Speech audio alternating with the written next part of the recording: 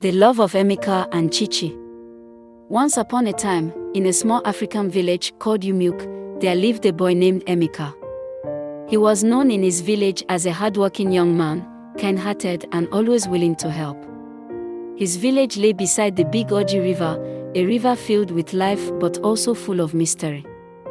The villagers feared the deep waters, believing that strange spirits lived in them. One day, after working on the farm, Emeka decided to take a walk by the river. The sun was setting, and the air was cool. As he walked along the riverbank, he heard a soft humming, like a sweet song coming from the water. Curious, he followed the sound. That was when he saw her. Sitting on a rock near the water was a beautiful girl. Her long hair shone in the fading light, and her skin glowed softly in the sunset. She was the most beautiful girl Emeka had ever seen.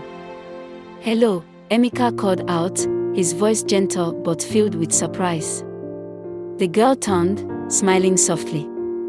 "Hello," she replied, her voice as calm as the river. Her name was Chichi. From that day, Emeka would go to the river every evening to meet Chichi. They talked and laughed, sharing stories about their lives. Chichi was gentle and kind, and Emeka found himself falling deeply in love with her. To him, Chichi was special, different from any other girl he had ever met. As time passed, Emeka's love for Chichi grew stronger.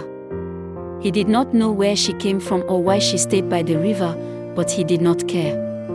All he knew was that he loved her. But one evening, Chichi seemed troubled. She looked at Emeka with sad eyes and said, "There is something you must know." Emeka frowned. "What is it?" Chichi hesitated, then said, "I am not like other girls. I am from the river. I am Mommy Water, a spirit of the water." At first, Emeka was confused. He had heard stories about Mommy Water, the water spirits who lived in rivers and oceans. The villagers feared them, saying they were dangerous. But Emeka did not care. "I don't care if you are Mommy Water," Emeka said softly. "You are Chichi, and I love you." Chichi smiled, but her eyes were still full of sadness. "Your people will not accept me. They will try to harm me. I will protect you," Emeka promised. "No harm will come to you." Days passed, and rumors began to spread in the village. Some fishermen had seen strange things near the river at night. They believed the Mommy Water was in the water, and fear spread through the village. The elders gathered and decided that they must capture the spirits to protect the village. "We cannot let the Mommy Water bring bad luck to our people," the chief said. "We must act quickly." When Emeka heard about the plan, he ran to the river to warn Chichi. "You must leave," he said breathlessly. "The villagers are coming for you." But Chichi shook her head. "I cannot leave the river. It is my home." Emeka's heart pounded in his chest. He did not want to lose her. "Then I will stand by you. I will not let them harm you." That night, under the full moon, the villagers gathered by the river. They carried torches, nets, and spears.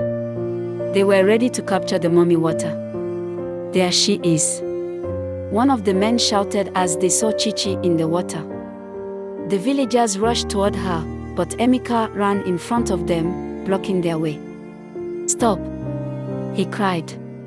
"She is not a monster. She is my love." The villagers were shocked. "Emeka, she has bewitched you," one of the elders shouted. "Step aside." "I will not," Emeka said firmly. "She is not evil. She means no harm." The villagers grew angry. One of them raised a spear, aiming it at Chichi. Without thinking, Emeka jumped in front of her. The spear struck him in the chest. Chichi screamed as Emeka fell to the ground, blood pouring from his wound. He looked up at her, his breath weak. "I love you," he whispered, as his life slipped away.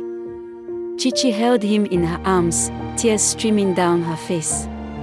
She turned to the villagers, her eyes full of pain. Without a word, she carried Emeka's lifeless body into the river. As she sank beneath the water, the river grew still, and the villagers stood in silence, realizing what they had done.